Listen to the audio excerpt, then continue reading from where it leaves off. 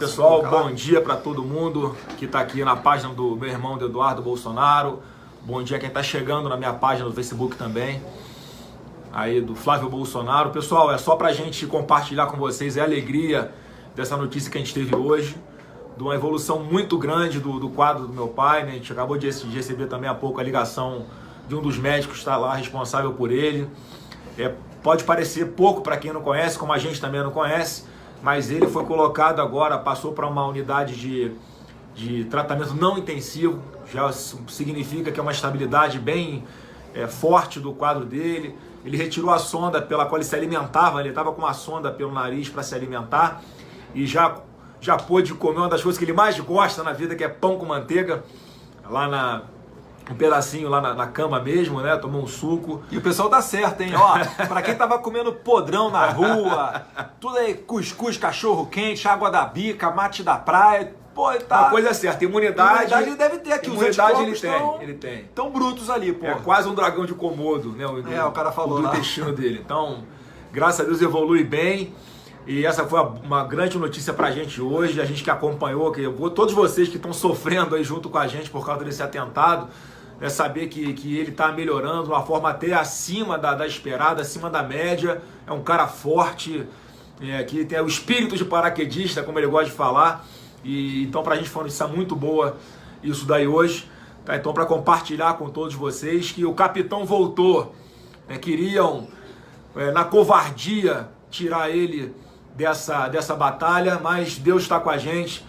Deus deu esse livramento para o meu pai, foi um milagre o que aconteceu com ele. Então, muito obrigado a todos aí pelas orações, né? Eduardo, você quer falar um pouquinho como é que estão as investigações aí, como é que foi a nossa conversa ontem lá com o doutor Galloro, o diretor-geral da Polícia Federal? Ontem a gente deu um pulinho lá na diretoria-geral da PF, fomos recebidos pelo doutor Galloro. A gente até agradece, né, a prontidão dele, que estava numa viagem aos Estados Unidos, retornou por conta desse atentado contra o nosso pai, o Jair Bolsonaro. Nenhuma linha de investigação está sendo descartada, né? O que ocorre nesse momento é que eles têm que fazer levantamentos, quebra de sigilo telefônico, foi encontrado um laptop em poder do criminoso, né? Que eu até considero como terrorista, porque sim, isso aí trata-se de um atentado terrorista. Foi a primeira vez na história do Brasil em que um candidato custodiado pela Polícia Federal sofreu um ataque, então é algo inédito. E como sempre, né, vocês que estão acompanhando a gente, eu sempre elogio a extração que foi feita de maneira rápida pela Polícia Federal. Então isso daí foi determinante também para salvar a vida do Jair Bolsonaro. Tem muita gente, Duda, que fala até não teve uma falha na segurança. Explica para o pessoal, você como policial federal, né, a questão do risco zero. Prezados, assim, a segurança dignitária é um dos trabalhos mais sensíveis que tem dentro, não só da Polícia Federal, mas de qualquer polícia que preste esse tipo de serviço. Vocês lembram, né? O próprio Papa, poxa, ninguém no mundo tem mais seguranças ao redor, inteligência, sniper, aquele negócio, aquele aparato todo. E o João Paulo, ele chegou a ser alvejado determinada vez também por um tiro. O Ronald Reagan também foi, John Kennedy foi assassinado, Abraham Lincoln. Então diversas figuras públicas acabam, né, tendo esse tipo de problema. E é pior quando é político. Por quê? Porque o político tem que ter o contato com o público. E o próprio Jair Bolsonaro, ele não se permitia ser isolado.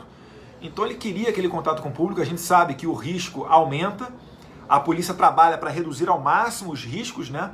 Mas não existe como você garantir 100% de segurança. Então o Jair Bolsonaro estava ciente disso, várias pessoas nos alertaram, infelizmente ocorreu, mas após o ocorrido, realmente foi nota 10, conseguiu pegar o criminoso. A velocidade que eles agiram lá foi fundamental, né, para ele chegar bem no hospital, assim, chegar vivo no hospital, né? Eu conversei com um dos seguranças da Polícia Federal, né, que quando colocou ele no chão, que viu que era faca, etc., já jogaram a camisa de pronto, ele já comprimiu ali contra o ferimento para tentar estancar, né, o sangramento e para evitar maior perda de sangue mesmo. Então foi bem bacana, eles foram profissionais, mantiveram a calma, ainda naquele momento um tanto quanto complicado, e as investigações continuam. O Adélio, né, todo mundo tá vendo, ele tem 4 celulares, poxa, ele foi pego com um laptop, todo mundo sabe que ele foi no clube de tiro que eu costumo frequentar em Santa Catarina, coincidentemente, né, num período bem próximo, onde ocorreria um curso, e um curso que eu já fiz, e eu ia fazer de novo esse curso de tiro, que é com o instrutor Troy, da SWAT. Ele veio dos Estados Unidos para fazer esse curso. E quando isso ocorre, né, óbvio, os atiradores, os policiais querem fazer esse treinamento, porque é uma oportunidade rara de termos aqui no Brasil. Não sei se pensando nisso, o terrorista, o Adélio, foi lá, mas talvez ali por uma coisa de destino a gente não se cruzou dentro lá do clube de tiro. Não tenho dúvida, na minha percepção houve um mapeamento, a gente até agora não sabe qual é a real dimensão disso. A Polícia Federal está aí fazendo as investigações, está monitorando. Eu acho que agora o principal trabalho que tem que ser feito é esse de inteligência, de monitoramento aí das ameaças pelas redes sociais que a gente tem recebido. Tem uma outra situação, ele foi filiado ao PSOL desde a fundação do PSOL até 2014. 2014, coincidentemente, foi o ano em que o Jair começou aí essa caminhada pelo Brasil, e quando alguns dali já o identificaram como uma ameaça a essa velha política, esse sistema corrupto que não tem alternância de poder, é sempre PT e PSDB ali, é tudo esquerda, que é tudo a mesma coisa, eles parecem que tem ali um pacto, então assim, é uma coisa a ser considerada também. Por que logo 2014, Enfim, a gente está confiando no trabalho da Polícia Federal. O Francisquini deu a notícia também ontem de que ele visitou em 2013 a Câmara dos Deputados. Tem um registro interno aqui da Câmara em que ele foi no anexo 4. O anexo 4 é um anexo onde tem centenas de deputados.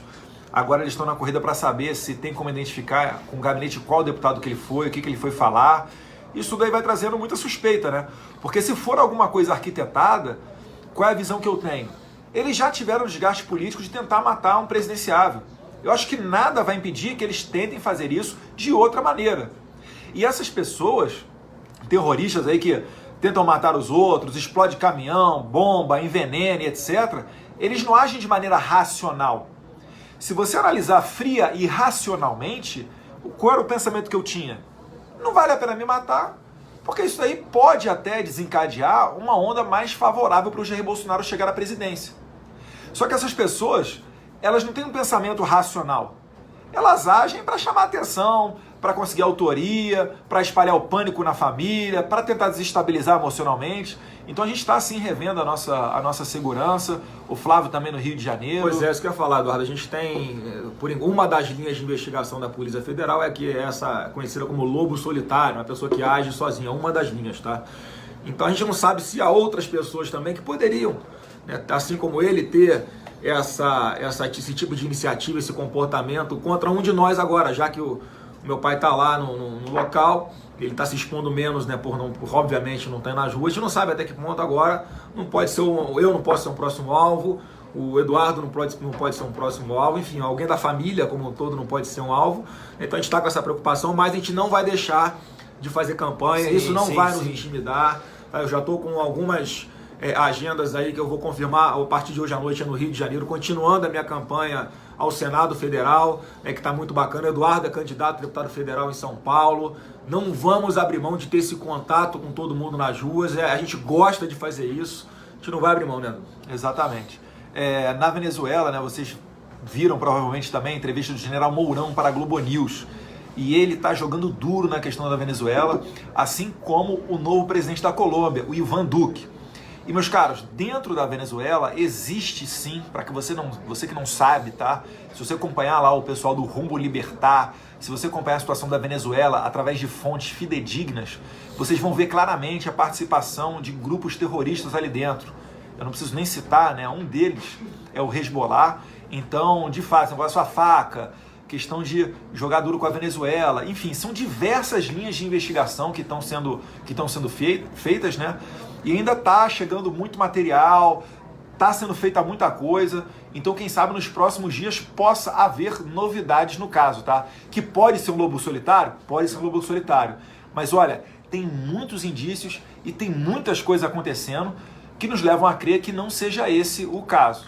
Perfeito? Pessoal, então, passando aí, mudando o assunto, como está no título das nossas lives, mais uma vez a gente está olhando para cima e para baixo, porque estamos aqui no... O celular do Flávio está em cima. A minha página está aqui em cima e a do Eduardo está aqui embaixo. E o meu está aqui embaixo. Aqui. Quem segue uma e não segue a outra, por favor, vamos curtir aí as duas. Então, pessoal, olha só. Com relação a essas pesquisas... Deixa eu mostrar aqui, o nosso aparato, o tripé que veio da CIA e da NASA aí, para vocês verem, né? Toda a nossa... Eu não vou mexer no meu não, senão vai sair do lugar aqui o tripé, né? Mas, pessoal, com relação a essas pesquisas que saíram aí, a gente sempre faz questão de frisar o seguinte: Ibope e Datafolha, por exemplo, são dois que não dá para confiar, eles erram tudo. Eles erram tudo. Eu já fui vítima disso, para quem ainda não sabe, em 2016, quando fui candidato à prefeitura, que no sábado o Datafolha me dava 7%. No domingo, no dia seguinte, eu tive 14% nas urnas. Ou seja, 100% de margem de erro. Isso porque muitas pessoas deram voto útil em outro candidato, ou seja, não votaram em mim, votaram em um outro que as pesquisas indicavam que teria mais chance de tirar o candidato da esquerda de passar para o segundo turno. Então não vamos acreditar nisso. Inclusive as pesquisas que colocam o Jair Bolsonaro em primeiro lugar, porque obviamente não tem mais como esconder, mas colocam ele em primeiro lugar, e aí em simulações de segundo turno, o Bolsonaro perde para todo mundo. Bom, um cara que acabou de ser vítima de um atentado contra a sua vida, a gente está presenciando na história do Brasil um atentado contra a democracia, como o Eduardo falou. Isso não tinha acontecido ainda na nossa história recente. Como é que pode? Foram anos de governo do PSDB, 8 anos, depois 13 anos de PT, mais 2 anos de PMDB, e não houve atentado nenhum. Agora que aparece alguém que é de fora do sistema, uma pessoa que é considerada de direita, né, e que tem essa independência com relação à velha política, não deve nada para ninguém, está chegando onde está chegando por vontade de Deus e porque as pessoas acreditam em nós, e com a internet a gente consegue dar nossa mensagem muito mais direta. Por que agora acontece? Que coincidência é essa? Ou seja, o modus operandi dessas pessoas de fazerem política, de defender o seu patrimônio, eles acham de verdade que o Brasil é o patrimônio deles. Eu fico imaginando o que passa na cabeça de alguns candidatos, como assim, por que surgiu esse Bolsonaro, de onde? Era a minha vez de entrar no poder. Mas Papai do Céu colocou uma pessoa decente, honesta, patriota, que tem Deus no coração como alternativa para nós nesse momento no Brasil. Então, é difícil acreditar que isso tenha partido de uma pessoa apenas. Então, há essa possibilidade, né, de ser algo muito maior, por isso a nossa preocupação, obviamente, com a nossa segurança, que a gente já está redobrando. Então, não acreditem em pesquisas. Eles induzem o eleitor a votar em A, B ou C, conforme o interesse de quem está comprando a pesquisa, né, conforme o interesse de quem esses institutos devem favor. Então não acreditem, inclusive, naquelas que nos colocam na frente, porque a nossa convicção, e tenho certeza que todo mundo aí concorda com a gente, é que o Jair Bolsonaro está muito, mas muito maior do que eles colocam aí, e a distância dele para um segundo colocado é muito maior do que isso. Há a chance real, sim, do Jair ser eleito ainda no primeiro turno. Esse é o pavor de todos os outros. Eles querem levar essa eleição para o segundo turno de todas as formas. Então a gente pede aqui ajuda, a colaboração de muitos de vocês que já fazem. Vamos intensificar esse trabalho em redes sociais, replicando os nossos conteúdos.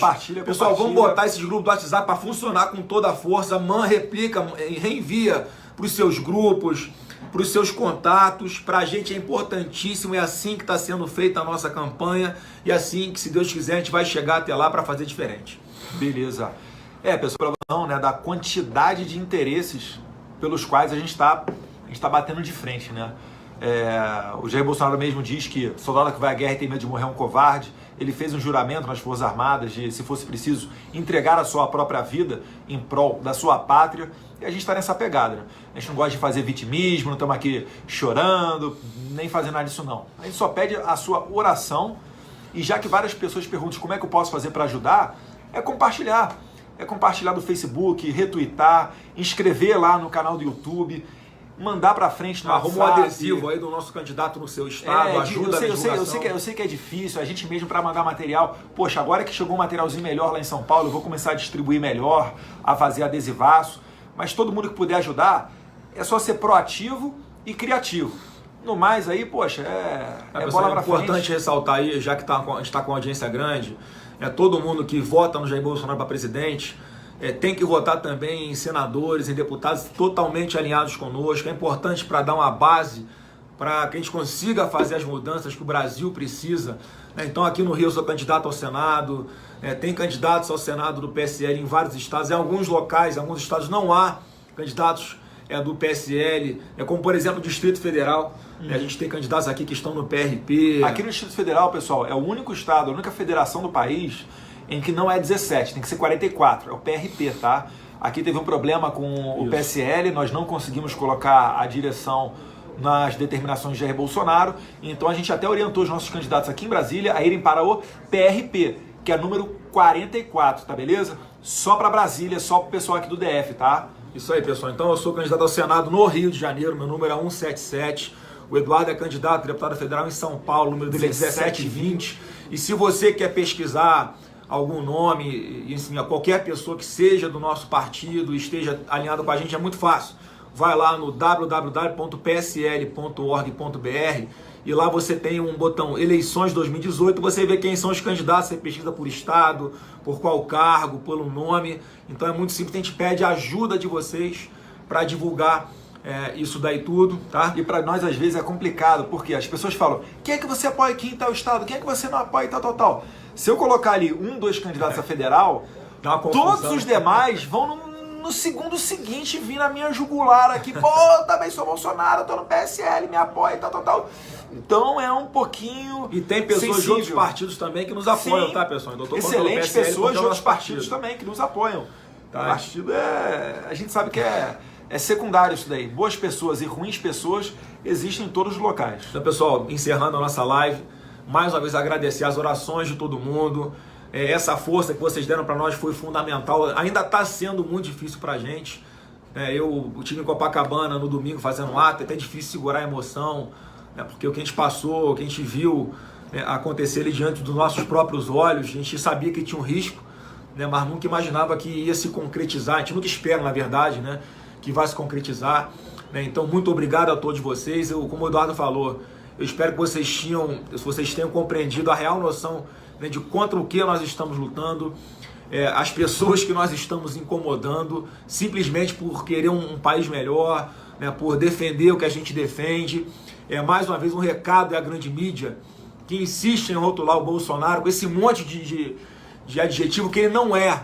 Parem com essa mentira. Então fica chamando o meu pai de racista, homofóbico, cara que não gosta de mulher, xenófobo.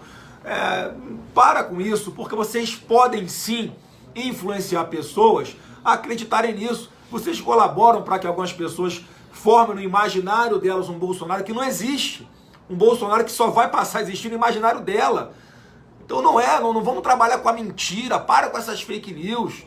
A nossa história de vida, a nossa família, os nossos posicionamentos em toda a nossa vida pública falam que a gente não é isso tudo que vocês nos acusam. E essa foi a prova para mostrar quem são os intolerantes, que não somos nós. O Eduardo falou algumas vezes também, já foi purpurinada, ovada, cusparada, e a gente na nossa mansidão segura, dá vontade de fazer besteira, dá. Mas a gente segura, pede a mansidão aí para Deus, para não reagir à mesma altura. Mas olha que ponto a gente chegou. Não estou falando com isso agora, a gente vai reagir com violência, não é isso. Mas só para que todos enxerguem que essa narrativa de querer nos outros lá, porque não tem como falar que a gente é corrupto, não tem como falar que a gente está no bolso de ninguém. Então fica essas mentiras para tentar nos colocar contra alguns segmentos, como as mulheres, por exemplo. Tá no livro dele, eu já escrevi aí, veja como a filhinha dele, a Laurinha, mudou radicalmente a vida dele. O meu pai com a gente tinha um tratamento ali de homem para homem, normal, uma coisa mais bruta, menos emotiva. Depois que a filhinha dele nasceu, que a nossa irmã nasceu, ele mudou radicalmente nesse aspecto aí. As pessoas amadurecem, evoluem, e a gente até chegou de como meu pai tá nos últimos anos evoluindo. Deus está preparando ele a cada dia, se Deus quiser, se for a vontade dele, para ser o capitão que vai tomar conta, aí vai orientar as mudanças do nosso país, vai fazer a gente voltar a ter orgulho de ser brasileiro. Beleza. Pessoal, obrigado pela força, tamo junto em orações, e conforme for aí acontecendo os fatos, a gente vai fazendo aqui as lives, que é mais efetivo do que falar com uma parte da imprensa, tá? A gente também nunca generaliza, tem boa parte da imprensa que faz o excelente trabalho, trata a gente com respeito, tem se preocupado com o Jair Bolsonaro, tá? mas tem uma parte menorzinha dela ali que realmente não dá para engolir, não. Pessoal fazendo pergunta idiota sobre desarmamento. Lembrando a vocês que em Minas Gerais, tá, tem uma lei estadual que proíbe o porte de faca. E aí, impediu o Jair Aqui no Bolsonaro Rio de também tomar tem, facada? aqui no Rio, né? No Aí Rio de foi Janeiro Brasília. também. Em 2015 foi aprovado, obviamente, com o meu voto contra na Assembleia, o Estatuto do Desfacamento. Isso é a prova de que uma pessoa, para matar alguém, não tem que ter arma de fogo. Ela mata com o instrumento que ela quiser. Então quem mata são as pessoas, não são as armas, não é um instrumento. A gente tem que combater essa impunidade e mudar essa percepção que é massificada em cima da gente de uma forma errada. Beleza. Um abraço aí, pessoal. Fica com Obrigado Deus. a todo mundo, abraço e fique com Deus.